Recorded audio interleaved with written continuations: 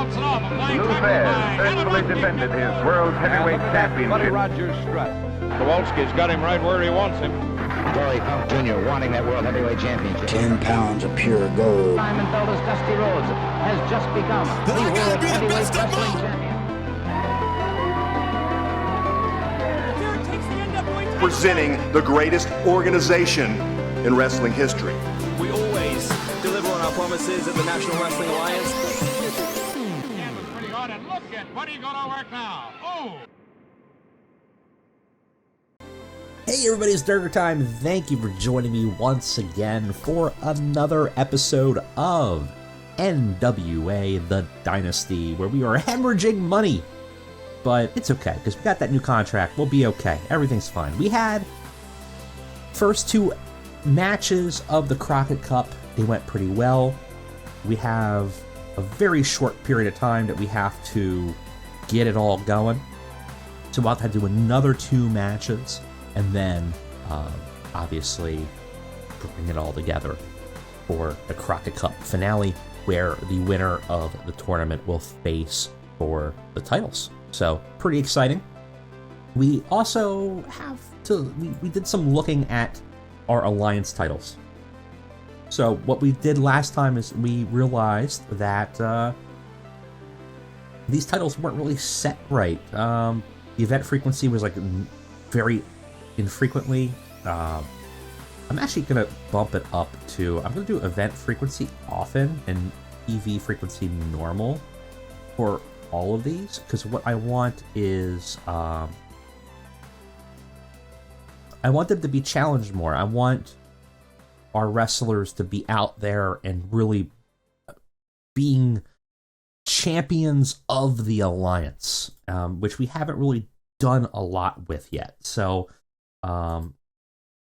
event frequency for World Heavyweight, let's keep TV frequency not often, but event frequency often, because I want, if you're part of the Alliance, I want Cody to be there, and so I think that I could probably even do where possible, but I think often's a pretty good one.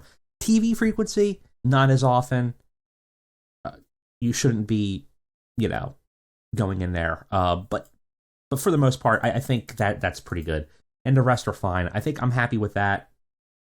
I just want some more challenges out there for the Alliance titles. We also have to build a tag title that is exclusive to us. I'm still debating trios or tag. I'm probably going to maybe set it up for a Crockett Cup. So we might do that this week, actually, or next week, and set up like a women's tag. I also have to do some extra hiring, or potentially bring some people in from our alliances. So because we have Stardom, I do want to do more with our alliance. One of the things is I want to add one or two new alliance members, because we do want to grow the alliance and become something that is sort of back to what it used to be in the 80s, where there's a lot of different companies. Unfortunately, the ones that I would really like, Impact is in the Forbidden Door already. We're not going to be able to get them out unless they leave it. That actually would have been my prime one, because historically, the Impact started as an NWA company. We do have championship wrestling from Arizona and Memphis that we can bring in as well. And you know what? I think we might do that. Peter Avalon actually owns Arizona. And then let's I mean, the thing is that it's not like any of their wrestlers are exclusive, but I would like to bring some of the NWA family home a little bit. Bring them in. Well, we could also do Memphis. Would they? It's been blocked. Doesn't see the benefit. Yeah. Okay. So MLW is nah. Deadlock. DPW is hemorrhaging money. That's interesting. I mean, I probably would not bring them in. Would they invite us? They would accept. It would be interesting. It would be very interesting and weird to do that. Not that they have anybody specific to them. I don't believe. They don't have exclusive contracts, but also a potential buyout option there for them. So certainly some interesting elements there to think about. But I am going to utilize our alliances soon. I have a pay-per-view after the Crockett Cup that is called Wrestling Woodstock. Since Cody is in charge, a lot of people don't realize is that what All In originally was supposed to be was going to be a yearly kind of idea of bringing all these different companies together and kind of celebrating independent wrestling.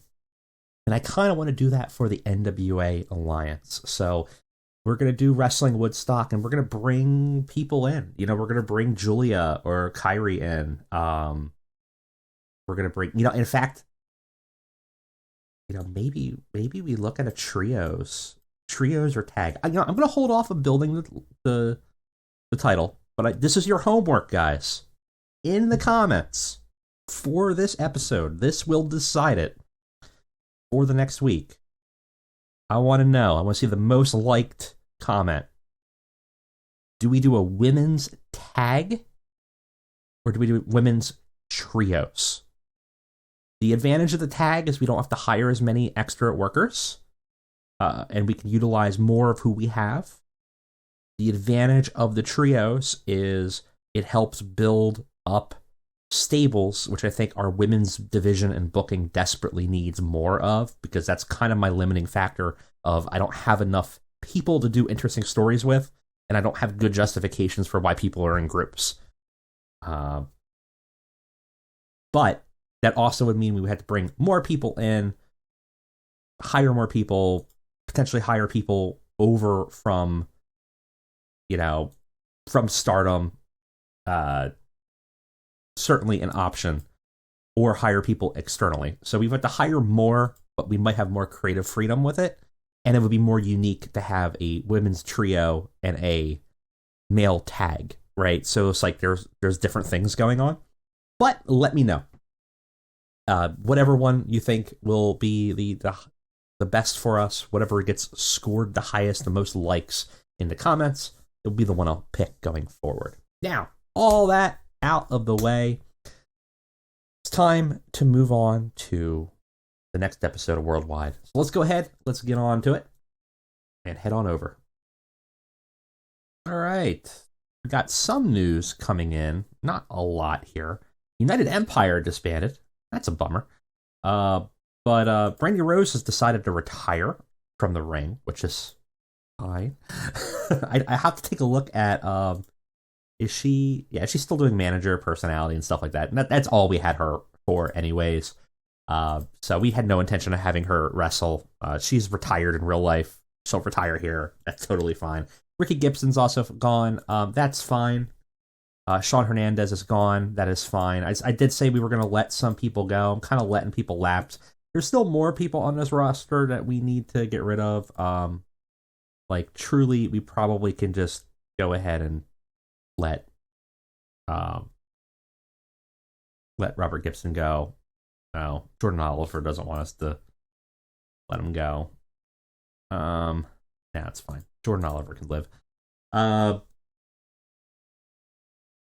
There are some people we just kind of need to toss off. I mean, we're actually not going to use Matt Cardona. I don't think anyone's going to care. So, getting rid of some people. We had him in for a thing. So that was it. That was a one time. I don't know why we signed him for a 1 year. And he's getting irritated and he's not going to be on there. So that is totally fine. Some of these guys have not also been doing very much for us. So there's an opportunity to maybe look at getting rid of some. I mean, Leland Race has not been doing great for us. But he only has 3 months left. He's pleased. We're not paying him weekly. So at a certain point, It doesn't really matter. I thought Ricky Morgan left. Is that not what the news was? Did I read that wrong?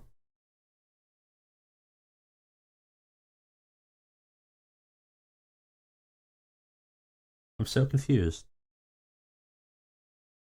I feel like I'm going to have to watch this back, and I feel like I read that wrong. I thought it was Ricky Morton that left. Tim Stormer Jr. is a little upset about that. Yeah, it's fine. Not too bad. We're going to get rid of Rock and Roll Express. We're kind of done with them. Let me look at what Tim Stormer Jr. is feeling like here. That's not him. That's Ted DiBiase. Oilers. He's happy. He's fine. He's fine. They'll be okay. Again, there's still some people we can get rid of. Jarek 120. I think, unless someone is very upset, Smoking Aces is kind of done. We might bring it back, but in a different iteration. So I think I'm totally fine with just kind of tossing him out to the side just to clean it up. Homicide is Eddie Kingston's best friend, so we can't do that. Kerry Morton also is one that we could probably toss, but there's some potential. Yeah, we're looking relatively okay. I don't think we look too bad here. Mike Perot and Odinson probably can get tossed at some point. I don't think we're really going to use them for much longer, but we'll keep them for now. Aaron Solo is also probably one we can probably get rid of without having too much of an issue. We're pretty much done with them.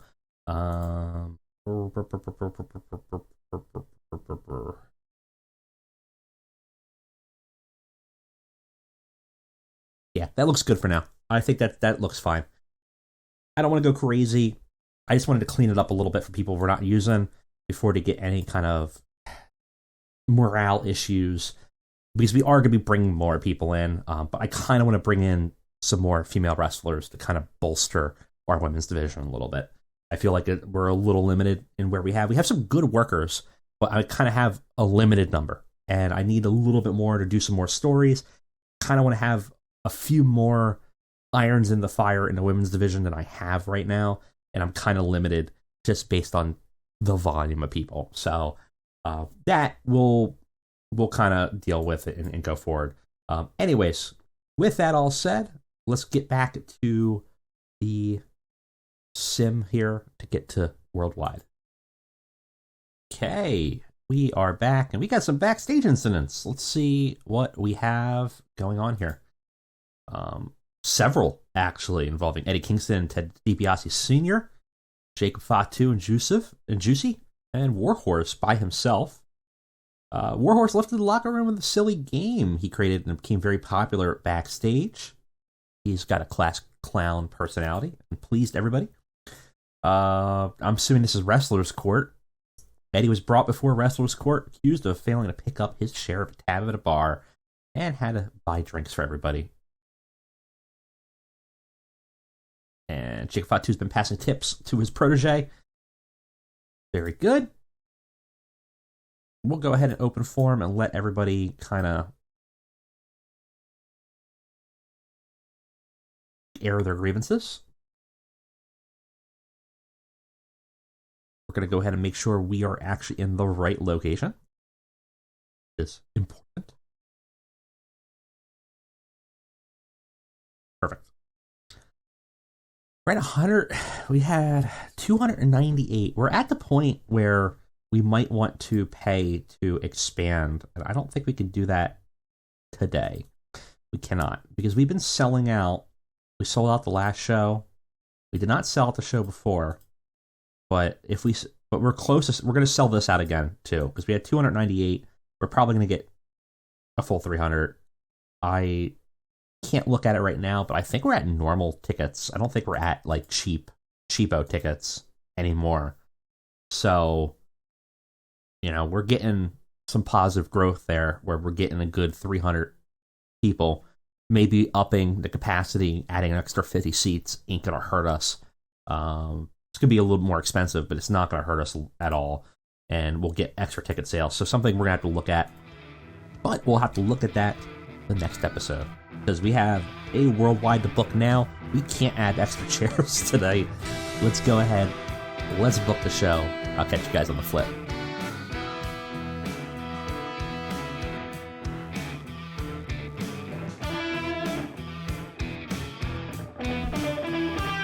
Alright, everybody. We are ready for the next episode of Worldwide. This is a tough show to book with only an hour and a half because there's so many storylines I want to touch on, and we just don't have enough time. But we got a little stuff happening. We got some stuff happening in the pre-show. We're trying to make it work. So I'm still leaving. I try to get some storylines, some basic stuff happening on the pre-show just to get it in. I still only touched a fraction of what I wanted to do this episode, but that's fine. We have the Crockett Cup that eats up time and stuff. So let's go ahead and let's take a look at it. So starting the pre-show, we have Black Taurus just demolishing Leland Race. 7 minutes, gives him an Infernal Suplex. 46 is the segment rating. Leland has a 28, Black Taurus has a 63. Just trying to give Leland Race something to do. He's not going to win this match, but getting him visible to at least the 300 people watching in the audience is going to be helpful. Alley Catch, obviously ringside, having excellent chemistry there. Not much to say about it. Afterwards, Aaron Stevens, who's kind of taken Alley and Black Taurus under his wing in this weird new cult thing that's formed with him. Out at the ringside, acknowledging Black Taurus, kind of pets him on the face like a good, well done, almost like a weird pet monster. Alley Catch allowing it, kind of enthralled into cult as well. So not much to say about it other than just kind of continuing to build up this group here. Same thing, trying to give Delilah Doom big wins as much as we can. Give her a win against Leva Bates, who showed up for a one-night contract here for us in the pre-show, no less. But felt like it was a good person to go over, has some built-in popularity, and trying to continue to build Delilah Doom up. And I think it's been working pretty well. She's now at a 43, so, building up fairly well. Pretty happy with that, actually. And eventually she's going to be a good mid-carder for us. She'll be great if we do a tag or trios title. So yeah, I'm pretty happy with that. Afterwards, we kind of continue a little bit of a storyline that we've had, but we have Kota Kai come out and assault Delilah Doom. Kota Kai's not been on the show much because, again, we haven't had time to really do a lot. So giving her a little bit of a short feud with Delilah Doom, kind of re-continuing what had happened before Delilah was injured. Though I thought they had a story already, so I would have figured it would have advanced it. But you might not be able to advance storylines on a pre-show. So that might be it. But that's fine. We still give them something to do, keep them happy on the show. Start the show off with some enhancement talent versus Tim Storm Jr. and Bobby Roode. Tim Storm's looking okay. Tim Storm's at a 49 already, doing very well for himself. This match is very quick, so it doesn't get a great rating, but this is just a squash match with some enhancement talent. And Tim Storm and Bobby Roode defeat our enhancement talent in 2 minutes. Bobby Roode pins Treehouse Lee, and Bobby Roode obviously head and shoulders above everybody else here. Got the show off to a strong start. We do lose some heat for our story. Hopefully we reclaim it because we have Bobby Roode's first real promo here, I think. Afterwards, got the crowd hotter. We did gain heat, did pretty well. Roode grabs a mic. He's with Tim Storm Jr. He cuts a promo after the quick match. He's not really spoken to the crowd about why he's here, really. He just kind of showed up, acted glorious, did some wins, and left, which was kind of mysterious and fun. But now it's time for brass tacks. Now it's time to find out, Roode, what do you want in NWA? And he says, so it's been a few weeks since I've been here, and it's already been glorious. A lot of people seem to come to the NWA, and they give their sap story. Oh, woe is me. My life is hard. My neck hurt. My back hurt. I've lost my smile. Nobody believes in me where I was. I'm gonna come here and do it for my family. Well, my neck hurts. My back hurts. I've certainly lost my smile over the years. But I'm still doing this. For me. For the money. I've come to the NWA to show that there's a bunch of soft pretenders in here. And out of the entire roster, I saw one kid. One easily moldable child who has potential for greatness. He's been suckered by losers and weaklings all of his life, whether it's his father or QT Marshall or whoever else had tried to give him guidance. And now he has a chance for glory. We are watching the Crockett Cup closely because first, for us, it'll be the tag team championships. But then after that, oh, it's the world. So Bobby Roode's coming in saying he's doing it for fat stacks. Tim Storm Jr. is a very moldable protege that he's obviously doing off, helping him in the kindness of his heart and not to manipulate him. And that he's not here for anything about family or glory. He's just here for the fat stacks. Speaking of fat stacks, what is disappearing from Dustin is the money. We find that out as cameras peer into Dustin Rhodes' office. He is looking stressed. He's flipping through pages of bills. Cody's also there. Cody's trying to explain costs. And Dustin's just flipping back and forth through the pages. And he goes, but why do you need an elevator? Cody, he sighs. It's like the pyro's one thing, but then in the private lounge and the hotel and the cars. And brother, I know you're a star and I believe in you. Dad believed in you. But like the spending here is out of control. When we decided to buy this and make this, it was about preserving something. But if we don't have money, we can't preserve it. Listen, I don't want to cut you off, but you need to find some alternative revenue streams for us. We've already lost a third of our money. And most of that's from you. Cody sighs and he nods, but he doesn't really seem like he's taking the conversation that seriously. No, listen, I know. Listen, don't worry. Okay, I got this. I have someone I can call and I can take care of this. Dustin tries to interrupt him. He's likely trying to tell him, be careful. You can't just make financial decisions on a whim, blah, blah, blah. But Cody's already out of the room. Like, he's walking out. He's ready to call somebody. He's going to take care of it the easy way that he knows how. He goes down the hallway. The cameraman follows to see where he's going. Probably trying to get a little bit of insight on like who he's going to call. Cody's superb, going off script. Dustin, both of them are just jiving off of each other and performing well. This gets to 66 really good. We start a storyline with extravagant expenses. Very bad. Very bad for us here.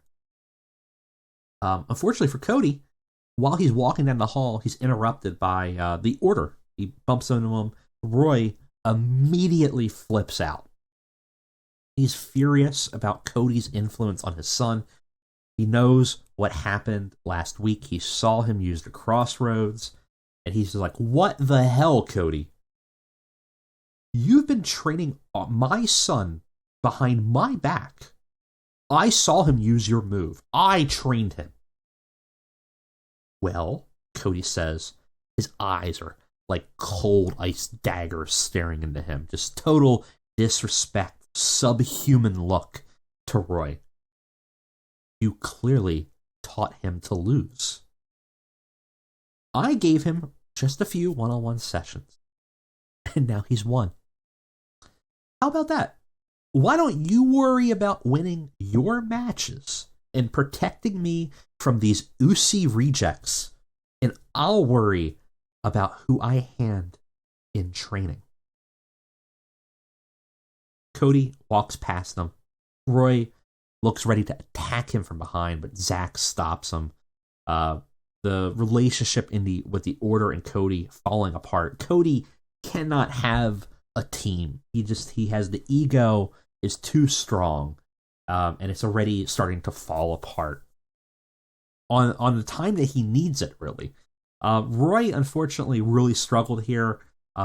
He needed to couldn't follow a script here. He was following a script, other people weren't. He wasn't able to kind of react to it. Cody refuses to use a script, but overall, it's still fine. We get a 40, not a big deal.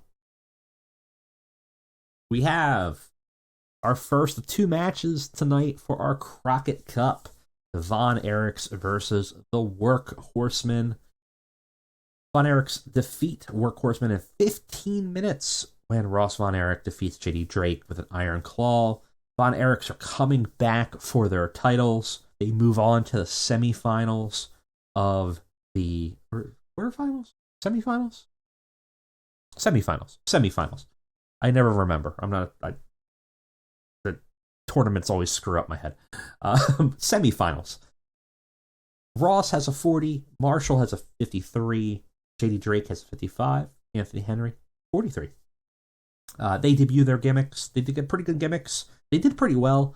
Workhorsemen are 2 guys I foresee probably just keeping around. Probably a good mid-card. We could probably put them in a story. This was almost kind of a tryout. A lot of these, honestly, truthfully, a lot of the Crockett Cup for us is a tryout to see who do we want to keep here. And 55 and 43 is pretty good. I mean, that's literally the Von Erichs, just inversed. So, I can't complain about that. I think they would make a great addition, and I think we probably could do some fun stuff with them. So I would expect them to stay around, but unfortunately they are out of the tournament and have been eliminated. We move on to Ricky Knight Jr. versus Davey Boy Smith Jr. Davey Boy Smith Jr. got a lot more momentum than Ricky Knight, or not a lot more popularity, but was actually willing to put over Ricky Knight here, which is very cool. We actually had a problem this night, and we'll have some ramifications from it. Maybe. We'll see. I think we've managed to smooth things over, but one of our matches tonight, both members in it were furious, so we'll see that. Decent match. Ricky Knight Jr. defeats Davey Boy Smith Jr. in 15 minutes. He gets a pinfall, again using the Crossroads.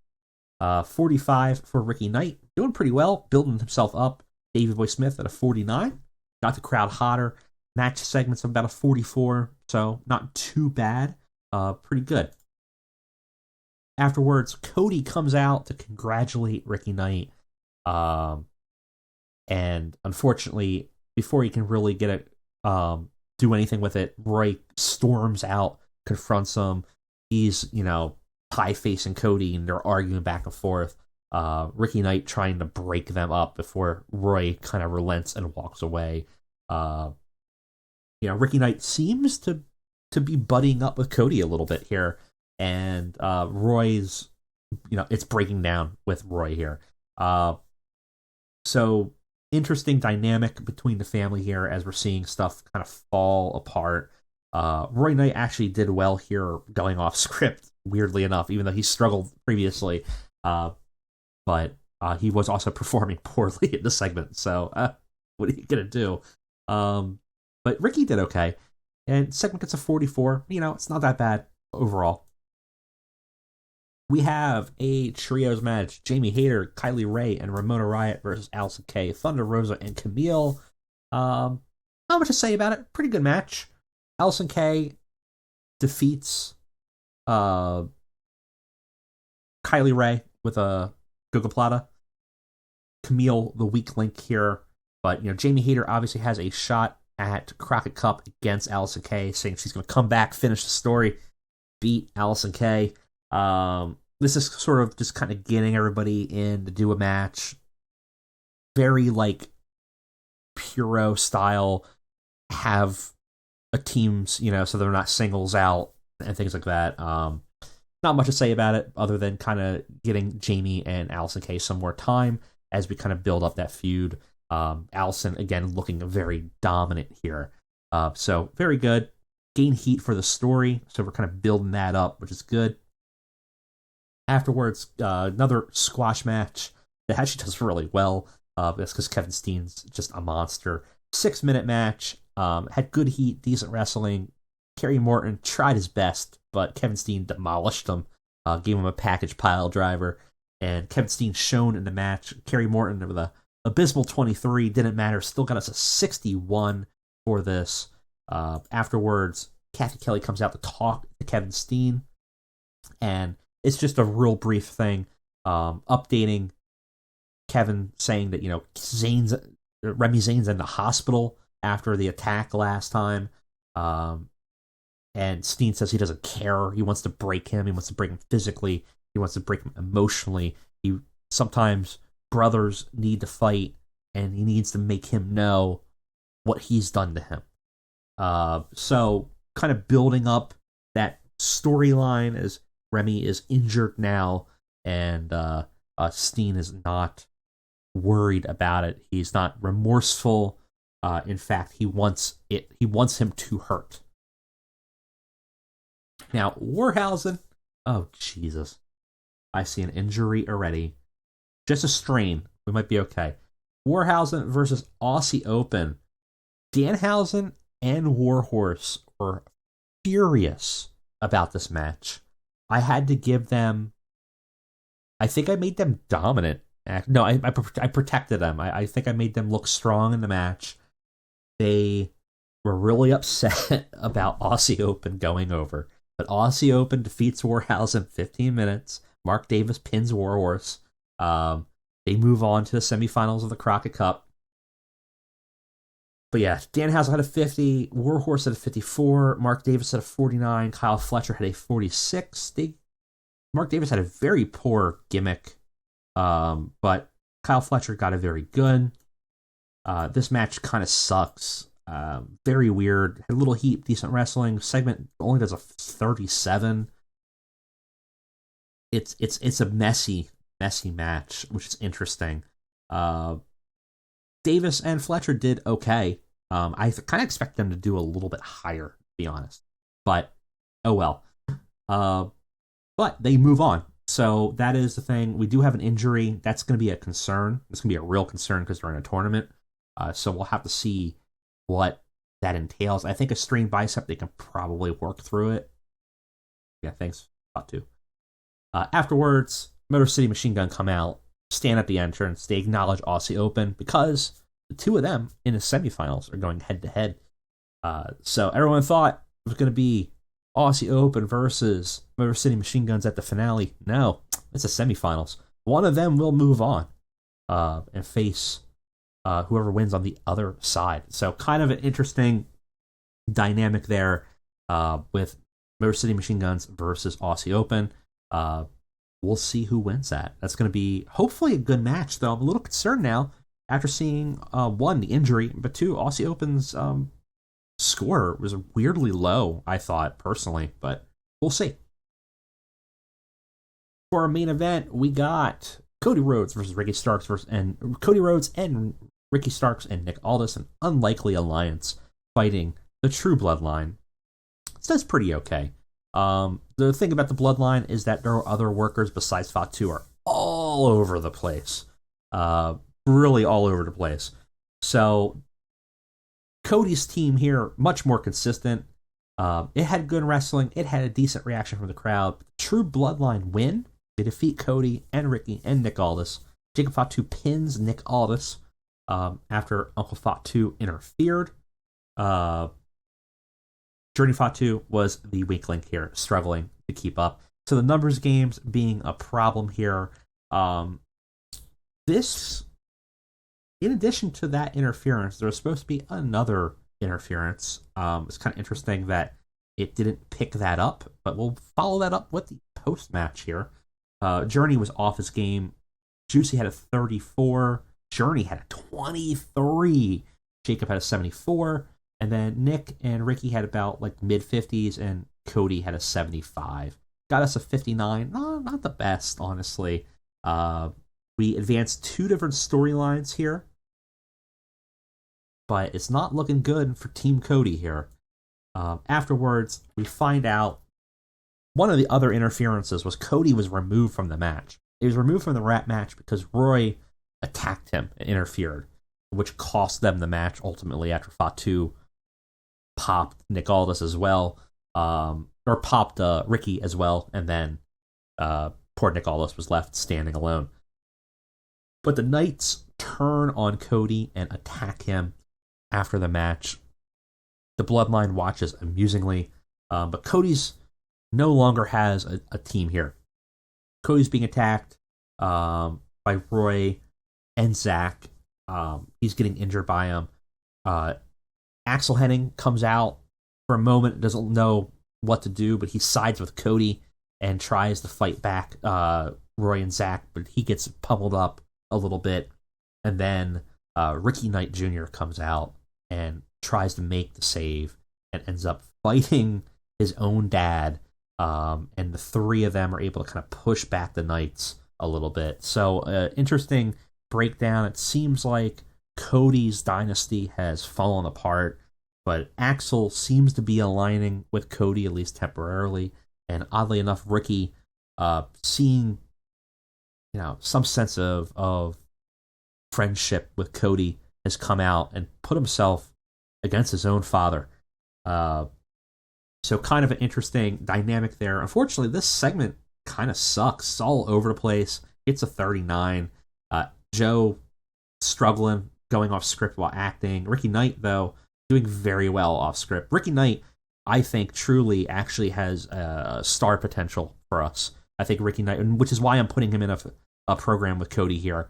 I think by the end of,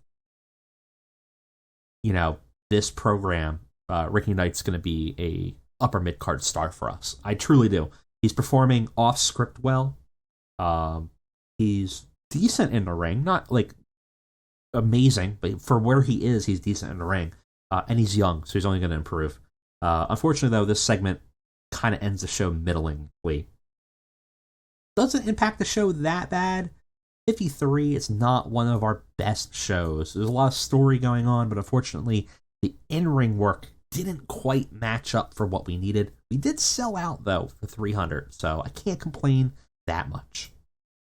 Okay, we have some injury reports. We got to take a look at that. It looks like he's just going to work through it, so he should be fine. Cody got some negative opinions on Juicy, and worldwide had 89,000 viewers. Not bad. So, just quickly looking at finances for the new month. I mean, sponsors looking good. Broadcast revenue, yeah, we're going to blow through what we made it. We're probably going to make close to, I think, 40 in broadcast revenue. That's a big deal for us because that's going to put us close to positive, or at least pretty net neutral, which is going to help us. We have some avenues for money. I will say, if things get really low and they're problematic, we have some options, but I don't want to do those yet. But what I do want to do is I want to edit a venue, and I want to add a minor upgrade. I think I want to do a medium upgrade. We'll pay $1,500 to add some extra chairs, and let's get that capacity going. So we'll have a little bit more. We won't sell out anymore, but we're going to have a little bit more options for storage. I also want to check really quick before we go for the day. Make sure that our events or broadcasting. I thought it was in events.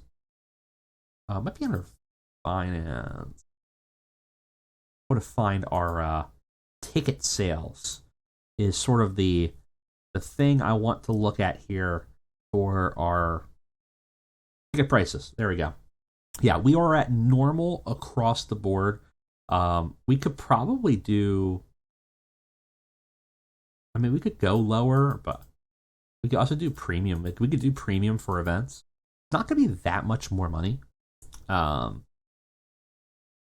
Looking at our popularities, like $35 between here. That price is only going to be a little bit, might not be worth it, to be honest. Premium would be $20. I'm not sure what that would do for us. But we are at normal, so we're not giving away tickets anymore, which is good. We had changed that at some point. So that is good, but we will have to see if we want to even move that events up to premium to try to squeeze just a little bit more money out. And maybe let's do it. Let's see this month what that would do. Do premium prices for the events just to see if we can get a little bit extra cash. It might hurt our actual in-person, but because we're doing pay-per-view numbers, that might be worth it. So pretty good in there. Pretty happy with that. Overall, we're moving some storylines in some big ways. We have our tournament now down to the Von Erichs versus the South Pacific Savages, and an Aussie Open versus Motor City Machine Guns. The winners of both will be facing each other, and then after that, facing the New Horsemen for the titles. So, pretty interesting stuff. Thank you guys for watching. I'll see you next time.